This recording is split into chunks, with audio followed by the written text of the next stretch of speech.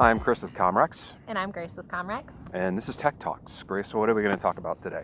Well, word on the street has it that we have a new firmware release out, 4.5. That's right, we do. So 4.5 is actually a pretty important release for a couple of different reasons. First of all, it promotes the HTML web browser interface to the primary interface when you log in to the IP address of the codec.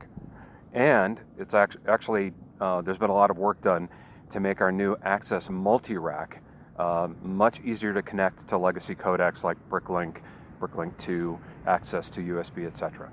So let's take those points one at a time. Okay. So the first one, the new HTML5 based interface.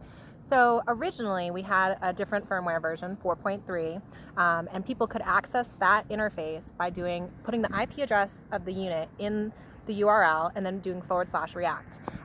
So what you're saying is that no longer needs to happen. Correct. Once you put 4.5 or higher on your device, you just type in the IP address to access the web browser, and bam, you have a HTML5 interface, no Flash. And we'll talk about Flash in another tech talk. And which products does this work for?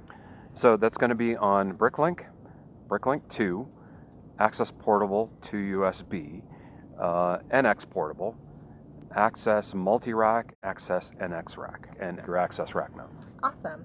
And now the second point is that this new firmware version allows you to connect more easily to MultiRack if you're using one of our legacy IP audio codecs. Correct. So ACCESS MultiRack is a 5-instance IP audio codec in a single 19-inch rack mount.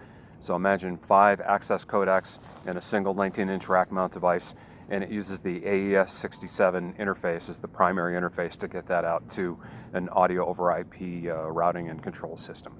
And can you just briefly explain why we had to make a few changes because of the addition of MultiRack?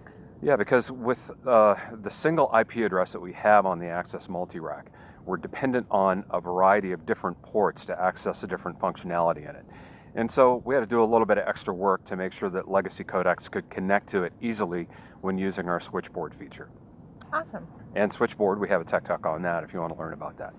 And one more thing is if you want to update your firmware to 4.5, how would you go about that? Well, a couple different ways. Device Manager is always the best way. Device Manager is a free piece of software you can get from our support page. It's always a good idea to look at the support page and see what the current version of firmware is and if there are anything you need to know about your specific device before updating your firmware on that. So use Device Manager, you can download the firmware and then upload it to your device, or you can always contact our support team and they can help you. And you can find all of that and more on our website at www.comrex.com.